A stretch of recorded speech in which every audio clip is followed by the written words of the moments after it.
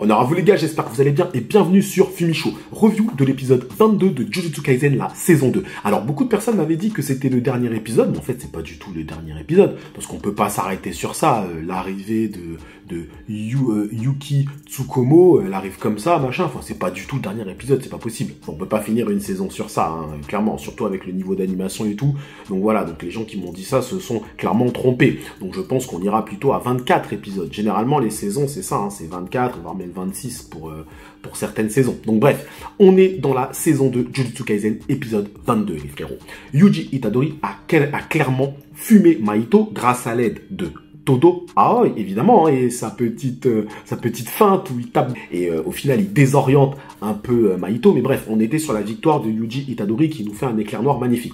J'avais senti, je l'avais dit, que l'auteur faisait traîner un petit peu en longueur la mort de Mahito, et Geto arrive. Alors j'avais prophétisé avec mon Sharingan que Geto allait bouffer notre ami Mahito. Et c'est exactement ce qui s'est passé. Donc au final, mon Sharingan a bien fonctionné. C'est pour ça que les gens en zone commentaire m'ont dit ah, Fumi, clairement, t'as senti ce qui allait se passer. Bah écoutez, effectivement, je ne suis pas peu fier. Alors c'était pas très difficile. Geto mange des fléaux. C'est un fléau qui est au bord de la mort. Il va le bouffer. Ce que je n'avais pas vu, c'était, on va dire, la trahison de Mahito qui essaye de toucher un moment Geto. Donc pour l'altérer lui aussi, donc il lui restait encore un petit peu de pouvoir. Et au final, Geto qui l'esquive. Par contre, Geto, il était vraiment en maîtrise dans tout cet épisode, hein, clairement. On a vu qu'il y avait un autre niveau, hein, Geto. Même s'il n'est pas au niveau de Gojo, quand même, c'était pas du tout le même niveau. Mais bref, ce qui est intéressant dans le début de cet épisode, c'est qu'on va s'intéresser aux conséquences de l'action de Yuji, ou plutôt de Sukuna, à savoir l'explosion d'une grosse partie de Shibuya. Et on s'aperçoit qu'il y a des personnes qui sont dans son camp, donc des exorcistes, qui vont plaider en faveur de sa décapitation, du moins de sa mort, clairement, parce que il a prouvé qu'il ne maîtrisait pas Sukuna. Factuellement parlant, c'est vrai, même si nous on sait que c'est vraiment pas de sa faute en vrai. Mais voilà, quand tu regardes ça de loin, tu peux te dire effectivement qu'il ne maîtrise pas Sukuna et par conséquent c'est un danger, ok? Donc ça nous montre que peut-être que la suite des épisodes ou peut-être les prochaines saisons de Jujutsu Kaisen mettront en avant une volonté de tuer Yuji Itadori, surtout si Gojo ne revient pas, parce que là visiblement Gojo ça me paraît compliqué qu'il revienne. Enfin Geto a l'air de bien le maîtriser, il le tient bien dans sa poche. Maintenant en plus il arrive à le déplacer, avant il n'arrivait pas à déplacer la lisière du supplice. Donc voilà, donc dans l'éventualité où Gojo ne revienne pas en fin de saison, Geto garde bien la lisière du supplice. Est-ce que la société pourra pardonner à Yuji? Est-ce que Yuji ne sera pas obligé de s'isoler? Vous savez, un petit peu comme notre ami Midoriya dans l'arc dans My Hero Academia. À un moment, il s'était isolé. Alors lui, c'était pour des raisons différentes. C'était pour pas inquiéter, pour pas faire de mal à ses amis. Mais surtout, est-ce que Yuji ne sera pas obligé de faire ça parce qu'il sera peut-être pourchassé par les exorcistes? Parce que là, si Gege Akutami nous met cette information-là, c'est qu'il va y avoir forcément quelque chose. Du moins, il va y avoir un jugement. Il va y avoir un tribunal concernant Yuji Itadori. Et cette fois-ci, Gojo n'est pas là pour le protéger, pour le défendre et pour dire non, vous ne le toucherez pas. Parce que tant que Gojo est là, il ne l'aura jamais touché. Mais là, Gojo n'est pas là. Donc, quand tu prends ces éléments en compte, tu te dis que Yuji Itadori sera très certainement en danger, je pense. Mais bon, on verra encore plus tard. Mais j'ai apprécié qu'on s'arrête un petit peu sur les conséquences de son acte, parce que au final, nous, on a vu ça comme des spectateurs. On s'est dit, oh, c'est génial, il fait tout péter. Mais en vrai, il y a des conséquences économiques et des conséquences scénaristiques. Tu peux pas exploser une ville comme ça, c'est pas possible. Hein. c'est quand même une dinguerie. Il a tué très certainement des milliers et des milliers de personnes, Yuji Itadori. Donc ça, on est obligé de le prendre en compte. Donc c'est bien parce que l'auteur met un peu de réalisme dans un univers qui est totalement surréaliste. On est bien d'accord sur ça. Bref, ensuite on voit Mei Mei et Yui dans une scène qui est un peu gênante, on peut se le dire, mais heureusement l'auteur a stoppé ça très rapidement, hein. Mei Mei dans le lit avec Yui, et on nous explique comment elle a fui justement le cataclysme, le drame de Shibuya. Et effectivement, en gros, toutes ces scènes-là nous montrent comment les gens ont pu fuir et comment les gens se sont retrouvés dans les décombres, etc. Donc en fait, on est juste dans les conséquences de l'explosion de Yuji. C'est incroyable, hein, parce que au final, le combat, nous on a eu le combat avec Mahito, donc on avait presque oublié, en vrai de vrai, ce que Sukuna avait fait. Mais l'auteur te rappelle que là, il fait un lien finalement entre l'explosion de Sukuna avec sa flèche, machin et tout là, et tout de suite les conséquences de cette explosion et comment les gens s'en sont sortis. Donc Mei Mei, elle est carrément partie dans un autre truc, donc on la reverra plus. Elle est avec Yui, elle est après dans son délire de trading pour se faire de l'argent, c'est dans l'écriture scénaristique du personnage. Je pense aussi que scénaristiquement, tu pouvais pas mettre Mei Mei dans le combat qu'on a vu là, parce que Mei Mei, elle est quand même très forte. forte. Donc tu pouvais pas nous mettre tous contre Geto avec Mei Mei. Mei Mei, elle est trop forte. Tu peux pas non plus la mettre avec toute cette équipe, même si c'est une équipe d'exorcistes qui sont assez forts. Mais quand même, Mei Mei, selon moi, elle est très forte. Tu peux pas la mettre là-dedans. Elle peut faire un combat avec Geto d'égal à égal, clairement, même si je pense qu'elle perd quand même au final. Mais ça, on ne le sait pas vraiment. Alors, c'est le retour de Chozo. Et oui, et on a eu au final une explication que j'ai pas capté, clairement, simplement, j'ai pas compris. L'explication de Chozo, le grand frère de Yuji, j'ai pas capté. Alors dites-moi vous aux autres commentaires si vous avez compris quelque chose. Alors, visiblement, Chozo est vraiment le grand frère de Yuji. Alors, Chozo a dit, j'ai 3 frères. Il a 3 frères, apparemment, un qui a donné son sang, un qui a machin sa mère, hein, tu n'avais pas compris. Et Yuji serait l'un de ses frères, de l'un de ses pères. J'ai pas capté du tout le bail, mais visiblement, c'est vraiment le frère de Yuji. Alors, moi, j'avais pris ça comme des souvenirs fictifs qui lui avaient été insérés par Sukuna pour le déstabiliser ou un truc comme ça. Ça n'a rien à voir avec ça, en fait. Apparemment, c'est vraiment le frère de Yuji. Bon, je sais pas trop quoi penser, parce que maintenant, on se retrouve à combattre avec Chozo, donc je vous avoue que mon cerveau, je me suis dit, wow, what the fuck, qu'est-ce que c'est que ce bordel? J'ai pas compris le bail, mais bon, visiblement, c'est ça. Alors, ce qui est plutôt bien, c'est que l'aide de Chozo, elle est quand même cruciale dans le combat, parce que Chozo est très fort, même si là, il était fatigué, mais il est très fort. On voit qu'il arrive déjà ne serait-ce qu'à combattre Geto, à lui tout seul, hein, déjà, et il est fatigué. Donc Chozo est très très fort, on peut se le dire. D'ailleurs, on ressent toute la dangerosité de sa technique, et d'une certaine façon, ça met aussi en avant un petit peu Yuji, le fait qu'il ait réussi à le combattre. Parce que quand tu vois la rapidité de son jet, et même Yuji le disait, putain, mais son jet, il a une telle rapidité, c'est incroyable. Eh bien, on voit que le personnage, là, Uraome, elle s'est tout de suite fait, c'est parce que c'est un garçon, il s'est tout de suite fait avoir par la technique, et Yuji, lui, il arrivait d'une certaine façon à esquiver. Bon, Geto, lui, il se balade, hein. Geto, il se balade à travers les jets de sang de Chozo, mais ça nous montre toute la difficulté de combattre un Chozo. Même Geto, d'une certaine façon, a quand même dû redoubler de technique et de fléau pour pouvoir esquiver ses coups. Donc ça nous montre quand même que Yuji, il a fait un bon combat. Combattre Chozo, en vrai de vrai, c'est pas n'importe quoi. En vrai, on se rend compte du niveau de Chozo lorsqu'il combat Geto, en vrai. Lorsqu'on le voyait combattre Yuji comme ça, on se disait, bon, il est fort, mais bon, parce que Yuji, on a un peu du mal à le situer, c'est vrai, parce que vu qu'il a Sukuna en lui et tout, c'est compliqué. Mais là, le fait de le voir combattre Geto, tu te dis, putain, il est fort, Chozo, en vrai. Il arrive à combattre Geto à lui tout seul, même s'il n'a pas le dessus. On est bien d'accord. Geto est trop fort, et il y a un moment où on va parler de Yuta, et là j'ai encore une fois besoin de vos lumières, et c'est bien parce que je sais qu'il y a des fervents lecteurs de Jujutsu Kaisen qui regardent mes reviews, et je n'ai pas de honte à m'aider de vos analyses. J'ai mon analyse, mon avis scénaristique, mais vous avez une compréhension de l'œuvre parce que vous êtes plus loin, donc forcément vous avez plus d'informations. Mais il y a un moment où Geto dit que s'il n'avait pas utilisé une certaine technique, donc Uzumaki, donc il avait relâché des fléaux, c'était dans Jujutsu Kaisen 0, on se souvient, il avait relâché des fléaux, mais il a été dit que s'il les avait conservés, en fait, il aurait pu battre Yuta. Moi, j'ai compris ça comme ça, en fait. Il aurait pu battre Yuta Okotsu, donc la personne qui est dans le corps de Geto, donc son nom c'est Noritoshi, je sais pas quoi, Kamo, dit que en fait Geto aurait pu battre Okotsu s'il avait conservé ses fléaux. Donc en fait son Uzumaki n'était pas, on va dire, complet. D'ailleurs il va refaire un Uzumaki. En fait il fait une sorte de boule de tous les fléaux qu'il a, ou un truc de. Voilà, il utilise certains fléaux et il les relâche. Du moins il relâche leur sort. Il arrive à contrôler un petit peu leur pouvoir. C'est un peu ça le bail. On va dire grosso modo. Mais ça c'est intéressant parce que ça nous montre que le Geto aurait pu d'une certaine façon battre Okotsu. Il avait une technique pour battre Okotsu, mais bon il ne l'a pas fait, et d'ailleurs, moi, Yuta, je l'attends toujours, hein, mais bon, j'ai bien l'impression qu'on ne le reverra pas, Yuta, on verra bien.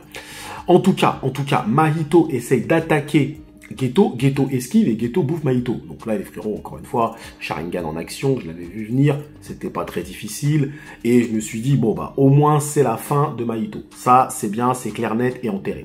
Il y a un point que je n'ai pas mis en avant, d'ailleurs, je ne l'ai jamais mis en avant, et c'est un tort de ma part, parce que c'est quelque chose qui était évident pour moi, ou pour quelqu'un qui connaît Yu Yu Hakusho, c'est que les frérots Mahito, il faut bien comprendre que même si c'est un bon antagoniste, c'est un bon méchant qui représente vraiment la méchanceté dans toute sa splendeur, on est bien d'accord, Mahito c'est une repompe. C'est clairement une repompe. Et vous savez c'est une repompe de qui? C'est une repompe du frère de Toguro.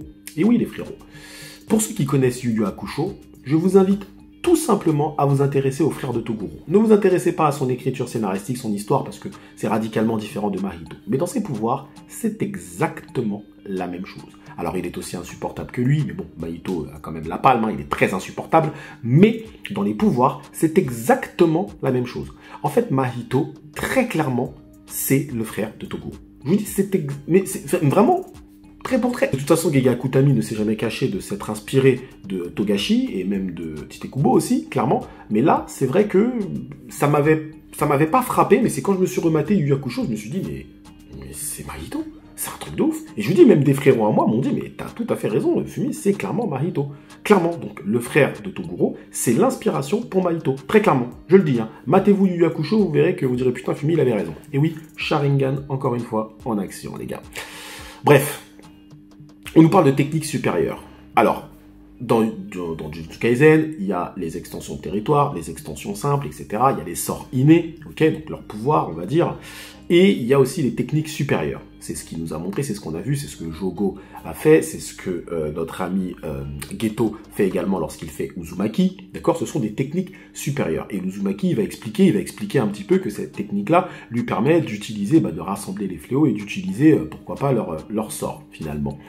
Et donc c'est bien parce que je pense qu'on introduit encore un nouveau pouvoir, et c'est bien parce que Yuji, lui aussi, je pense, un jour pourra développer une technique supérieure aussi. Donc ça veut dire que maintenant, on a non seulement les extensions de territoire, les territoires simples, mais on a aussi les techniques supérieures, vous voyez, qui sont, à mon avis, aussi dangereuses peut-être que les extensions de territoire à un certain moment. Du moins, ça dépend des techniques supérieures. Mais c'est bien d'introduire ça parce que ça nous montre encore qu'on développe encore plus les pouvoirs dans Jujutsu Kaisen, ça devient vraiment cheaté cette histoire. Mais j'ai bien aimé le côté qu'on explique un peu les techniques telles que Uzumaki, les techniques de Jogo, voire même les techniques de Geto aussi, et même de Satoru Gojo.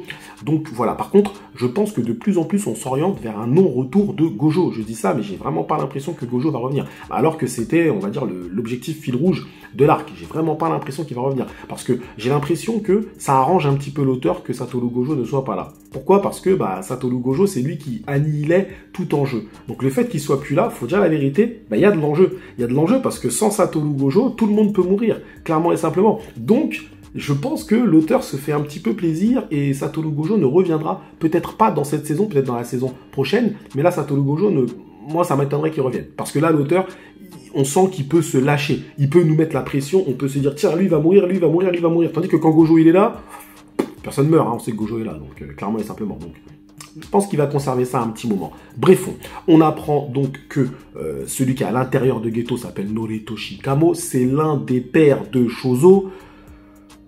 Ouais, franchement, il n'est pas obligé de faire ça. Hein. La vérité, il n'est pas obligé de faire ça, Gege Akutami. C'est bon, frérot, tu nous fais des trucs de machin, c'est le père de ceci, c'est... Oh, bref. Ça m'a un peu... voilà, quoi. Mais bref, en tout cas, pourquoi pas. Et Noritoshi Kamo, apparemment, est un ennemi qui a plus de 150 ans, etc. Il est connu, machin. Bon, on nous en dira très certainement plus un petit peu plus tard. Pour l'instant, on n'a pas plus d'infos que ça, mais ils ont tous réagi en entendant Noritoshi Kamo. Donc ça a l'air d'être lui, le grand méchant. On verra. Donc on a ensuite le Shozo évidemment versus Geto qui est le gros combat de cet épisode qui est juste magnifique encore une fois et l'épisode se solde sur l'arrivée de Tsukumo Yuki. Donc pour le coup Geto montre la première fois, enfin Geto, le faux Geto montre pour la première fois une émotion lorsqu'il la voit arriver. Ça veut donc dire que elle l'inquiète d'une certaine façon. Elle, c'est bien parce qu'elle est en contradiction idéologique totale avec Geto. Donc, c'est plutôt pas mal. Même si c'est pas Geto en vrai. Donc, bref, c'est un peu complexe cette histoire. Que dire de l'épisode? Écoutez, déjà, on est sur un épisode qui, alors c'est moins impressionnant, moins flamboyant que les autres épisodes, mais c'est nécessaire. C'est nécessaire parce que là, il faut vraiment faire avancer le scénar. D'une certaine façon, dans cet arc, si on regarde bien, le scénario n'a pas... avant ça, c'est beaucoup de tapes, hein. C'est beaucoup de tapes, ça se tape de partout, machin et tout, donc c'est bien de pouvoir faire avancer, c'est bien que Geto nous explique aussi un peu sa vision de la société, parce qu'on sait que c'est pas Geto maintenant, c'est un autre Geto, donc est-ce que c'est différent du Geto que nous on connaissait, est-ce que je veux dire, donc ça serait bien qu'on ait un peu plus de motivation, d'objectifs, de sous-texte, des choses comme ça. Là il faut faire avancer le véritable scénar de Jujutsu Kaisen, il faut que l'arc de Shibuya ait des conséquences sur tout l'univers de Jujutsu Kaisen. Là il y a des conséquences sur les personnages, il y en a certains qui sont morts, d'autres qui perdent leur pouvoir, ok, ça c'est des conséquences physiques, ok, mais par contre moi j'aimerais bien avoir des conséquences scénaristiques, c'est-à-dire qu'il y a un avant et un après. Après Shibuya, il faut qu'il se passe quelque chose, il faut qu'il se passe quelque chose dans l'univers des exorcistes, il faut qu'il se passe quelque chose pour notre protagoniste, il faut qu'il se passe quelque chose dans son évolution psychologique. Donc voilà, c'est surtout ça que j'attends. Donc moi le fait de pas avoir énormément de combats, ça me dérange pas, il faut faire avancer le bail de Jujutsu, parce que Shibuya, on a l'impression, pour l'instant, comme ça, quand tu regardes de loin, c'est beaucoup de combats, des combats intéressants, des combats évidemment spectaculaire. J'ai pas de problème à ce niveau-là, mais faut que Shibuya fasse avancer le scénario global de Jujutsu Kaisen. On est bien d'accord, c'est pas simplement un arc où il y a de la tape. Quand je prends les arcs masterclass dans les autres œuvres, ben, ils font avancer le scénario global de l'œuvre. C'est-à-dire que soit on se rapproche de la finalité de l'œuvre, soit on se rapproche de l'objectif final, on se rapproche de quelque chose. Là, j'ai l'impression qu'on a Satoru Gojo qui est piégé, mais au final, bon bah voilà, et finalement, d'après ce que je comprends, en tout cas, il sera pas sauvé. Quel est l'objectif de ce faux Geto? Comment ça va finir après? L'univers des exorcistes, comment il va évoluer derrière? Toutes ces réponses-là, j'espère qu'on les aura à la fin de cette saison. Je pense qu'on les aura parce que c'est évident, hein. Franchement, on peut pas faire comme ça juste de la tape et à la fin on passe à autre chose. Ça serait, selon moi, très réducteur. Et surtout, quelle sera l'évolution de Yuji? Moi, c'est surtout ça que je vais surveiller. Mais on est sur un épisode, moi, je trouve, encore une fois, sympathique. Pas extraordinaire, pas flamboyant, mais un épisode sympathique, de bonne facture. Voilà, je lui mets un bon petit 8. Ouais, un bon petit 8. Par contre, je vous avoue, le délire du frère de Yuji, Shozo, frère de Yuji, ça, j'ai pas encore capté, hein, les frérots. Dites-moi vous en zone commentaire. Voilà, vous avez deux choses à me dire en zone commentaire.